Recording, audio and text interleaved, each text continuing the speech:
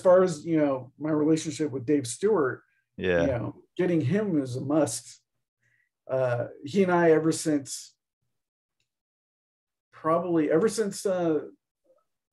Seven Soldiers of Victory, I guess, Yeah. is where we really partnered up. We've just stuck together ever since then. For the most part, there's been a thing here or there where he didn't color it because of whatever reason. But then he made a decision to just, if I'm asking him to do it, he's going to say yes. So that's very gratifying that he appreciates our rapport in that way, where he likes working with me and I like working with him. We're very good friends now, and he's so integral to any project, not just with me, but with anyone he's doing, because he's so good. That's true. And the thing I like about working with Dave is because, especially on a genre mashup book, I mean, come on, he's like, there's all kinds of different things that you have to consider, even with the color. Yeah. Like, for, this character needs to be colored differently than the character standing next to it. And he's easy to talk to about that, and he's open to those ideas. He loves being able to experiment if he can. How much input do you have on the color palette? Do you dictate to Dave what the color palette should be, or does he figure it out and then get back to you? I tend to write notes for each page, but usually those notes are specific to, hey, pay attention to this. This needs to be such and such, or pay attention to that. This needs to be such and such, or I did this because of this was in my head. Color palettes. There was a time where I would offer more suggestions about that. I don't offer as many suggestions about color palettes now. What tends to happen, particularly with the genre mashup world, is kind of hard to pinpoint a scene to be a specific palette, unless if we have an issue in issue 5 where all the characters finally get a respite, and I did make a suggestion there can we do something that's like tonally cool, or cool down palette, you know what I mean? Or to change a palette when you move from this set of characters to this set of characters, we could change the palette that way. But sometimes I don't know what that palette should be. So after I send him the pages with all the notes, we'll even go over it on the phone before he starts. Okay. In case if he has questions, or if I have questions. So we'll go through page by page. So as an example of what I mean, the latest issue he's going to start coloring, there's a scene where these characters find themselves in an underwater grotto. So they're under the ocean. They swim up through this statue and find themselves in a grotto that has open air, even though they're submerged under the ocean. So like a pocket of air. But all the stuff in there is kind of strange. And when I drew it, I kind of had like, I don't know what the color should be. I mean, so I was like, so that's the sort of thing where I'm like, hey, Dave, what do you think? This is my initial thing, what I was thinking. Like, there's these weird creatures in here. I'm like, those creatures, they're glowing. That's all I know. But what color are they glowing? That sort of stuff. And we'll talk it out and come up to, a conclusion together. It's just super collaborative. Did you, so sometimes I look at your, I've got Absolute Sandman Overture. So if I flip to the back, I can see your black and white art, but sometimes you'll sprinkle a color in there. So when do you make that decision that you're the one who's going to put in the color? I don't know. I think it depends on what I'm trying to get out of it.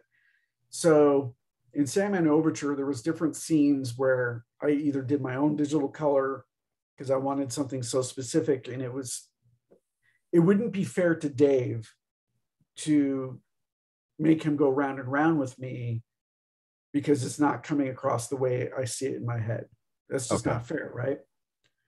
So if there's something very, very specific that I'm looking for, I'll do that part myself and fuss with it myself. and go through different iterations until I go, yep, that's it right there. So I go around with myself instead of making him do that. Or there's things where I'm like, no, that sequence or that character has to be paint, not digital color, but hands on the board paint. And I do that sometimes because I want that to have a very specific feel that, you know, you can a lot of times can tell when something is painted on the board or by hand versus digital paint. And again, I kind of feel like if I was telling Dave, oh no, I want that to look like a, you know, an oil painting. Can you do that for me, please? You know, that's not fair to him either, right? It's because you're putting so much of the burden on him, and not you're putting the burden on him to meet my vision rather than me doing it myself. So there's parts in Echolands that we do that too, and the raw cut editions that we're going to release will show that.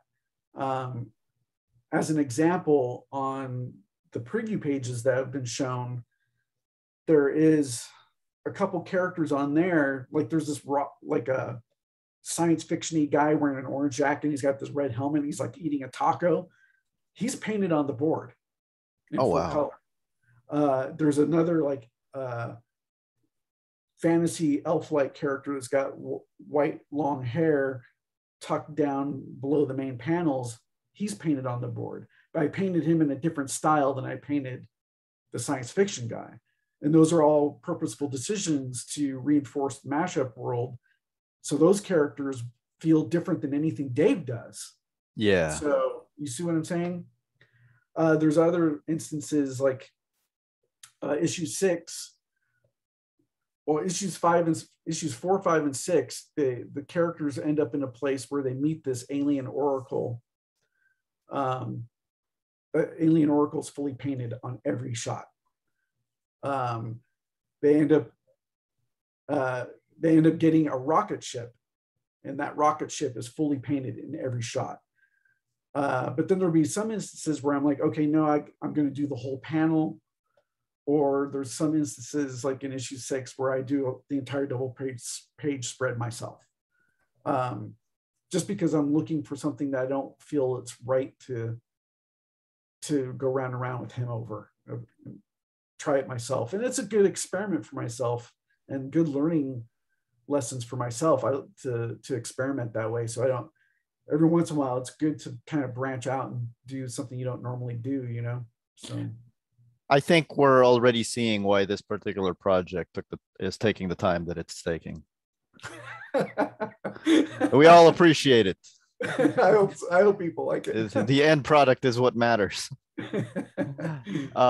So whenever I look at something that you do with Dave, even going all the way back to Seven Soldiers, one of the things I think of is, you know, if I look at the way the color is distributed through these pages, there's all sorts of ways this could go wrong, and yet it doesn't. Right. I don't know how we've managed to pull that off. I know Grant Morrison, in an interview when Dave and I did Batman the Black Glove storyline, Grant joined me for a panel, and that was one of the first things he asked is like, how are you getting these characters to be in all these different styles, but yet they work together on the page? This is like, it seems so okay. Yeah, that works. What are you doing? And I was like, he's like, how are you doing that? And I'm like, I don't have an answer for that. I just do it. It's like, you know, and it was so funny because he was a little bit like, oh, come on. You got you're just being cagey now. But it's true. I don't know. I just do it.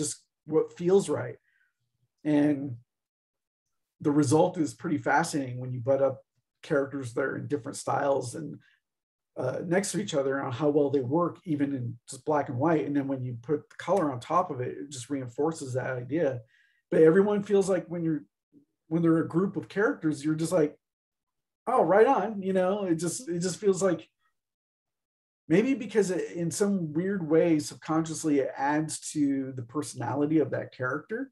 Yeah. So you're able to like, oh yeah, that character's distinctly a different type of person than this character just on the way we drew it and colored it, you know. So That's a nice precursor to Echolands too, because it is kind of a jam. yeah, Uh, very much. who else can we expect in the story to show up that could be an echo of existing templates and characters that we know? Well, I think the thing that there's nothing that we purposefully have decided to have like as a callback to something that people know, except for maybe one character, but it's so tangential. It's not really pertinent. But there will be different things in the story that people can go, ah, that kind of reminds me of this, or reminds me of that. Um, and those things is what kind of makes Echolands so fun, because yeah, there should be, because it is the Echolands, we do want things that are familiar or feel familiar, but it's being presented in a fresh new way to where you're like, ah, I can relate to this because it reminds me of something, but it's clearly not that thing that I'm being reminded of, if that makes any sense. Yeah. The most direct one, there's a couple direct things. There's some black and white characters that are kind of inspired by old black and white horror comics. That's a little bit specific. But what we do with them isn't necessarily derivative of that. And then there's a character named Romulus. I don't think this is really not a spoiler, but completely inspired by Jack Kirby. So Okay. so there's some things in there that people are like, I can pick that out. And it's on the nose, and our reference is on the nose on purpose, because we started out with wanting to do that. And then there's other things where you're like, oh, well, that is more of a blend, and the references are not so clear. So Jack Kirby, that's not the first time you would be doing something inspired by Jack Kirby. Yeah. Yeah. Yeah. But also Romulus, does that mean there's a character called Remus? I can't tell you that. And would you mind if I shared my screen and we go through some of the preview pages? Sure. Okay.